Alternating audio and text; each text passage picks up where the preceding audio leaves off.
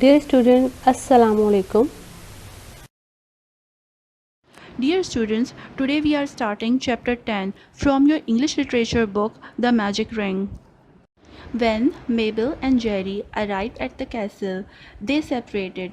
Mabel went to find her aunt and Jerry went into the garden. I feel very hot, he thought. I will go for a swim in the lake. He took his clothes off and jumped into the water. Jerry swam for some time and got out of water. He ran around the lake to dry himself and then he put his clothes back on. He felt very tired after that exciting day. He lay down under a willow tree to rest. In just a few moments, he just asleep.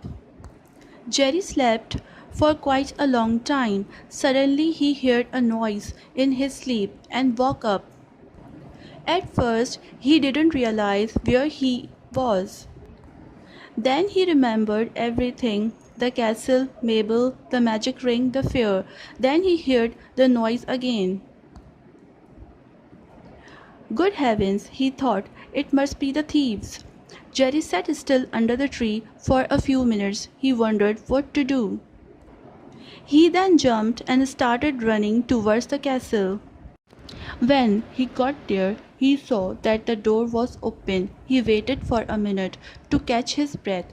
Then he silently walked into the castle.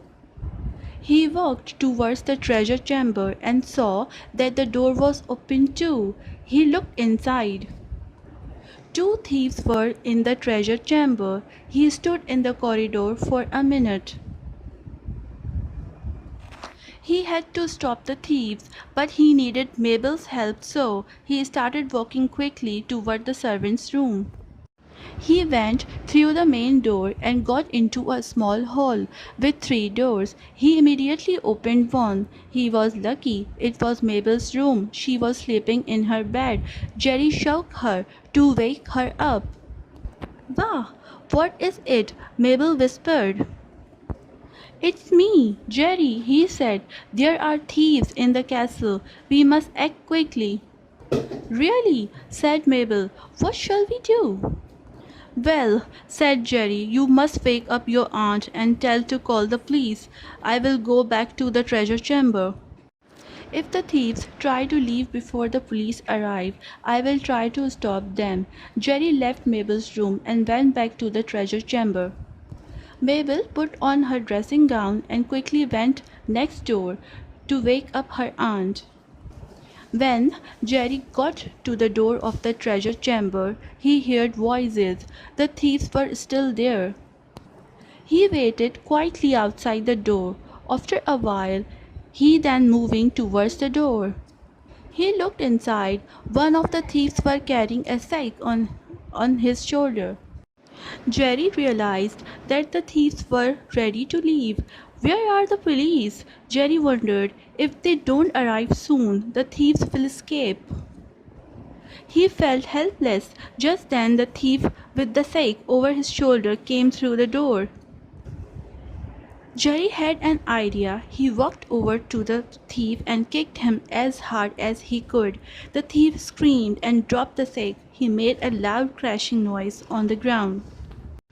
The second thief shouted, "Be careful, you clumsy fool." Just then Jerry kicked the second thief's leg and took the sack. He wanted to run away with it, but the sack was very heavy. He could only pull it along the corridor. The two thieves were amazed. They could not believe their eyes. The sack was moving slowly along the floor on its own. "What's going on?" said to the first thief. "It must be a ghost. Let's get out of here." "A ghost," said the second thief.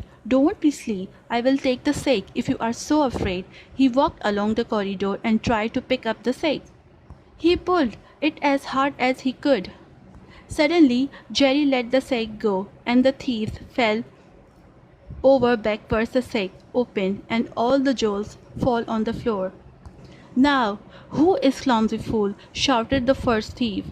"Quick, we must put everything back in the sack. Hurry, hurry," the other thief said. The thieves filled the sack again and started running towards the main door of the castle. Jerry ran along beside them. They couldn't see him, of course. Jerry arrived at the main door just a couple of seconds before the first thief. He leaned against the door and stuck his invisible leg out. The first thief tripped over Jerry's leg and fell down. The second thief tripped over the first thief, fell down too. The snake flew into the air and the jewels fell all over the courtyard. Just then some fleas ran into the courtyard. Jerry's job was over. Dear students, here are some difficult words and their meanings from chapter 10, The Magic Ring. Word number 1, stuck. Stuck. It means stick or stopped. Stick or stopped. Number 2, tripped. Tripped. It means fell down. Fell down. Number 3, arrive. Arrive. It means reach. Reach. Number 4, ghost. Ghost. It means spirit. Spirit. Number 5, kick. Kick. To hit someone, to hit something or someone with foot. To hit something with foot. Number 6, screamed. Screamed. Feeling fear. Feeling fear. Number 7, thief. Thief. A person who steals. A person who steals. Number 8, shout. Shout. Talk aloud with anger. Talk aloud with anger. Number 9, treasure. Treasure. Very valuable thing. Very valuable thing. Number 10, willow tree. Willow tree. A tree has a long thin branches. A tree has a long thin branches. Now dear students, at the end, moral of the story. In this story, we know that the Jerry played an important role with the help of magic ring to catch the thieves who wants to rob the jewels from the castle. Read this chapter 10, The Magic Ring at your home. Thank you.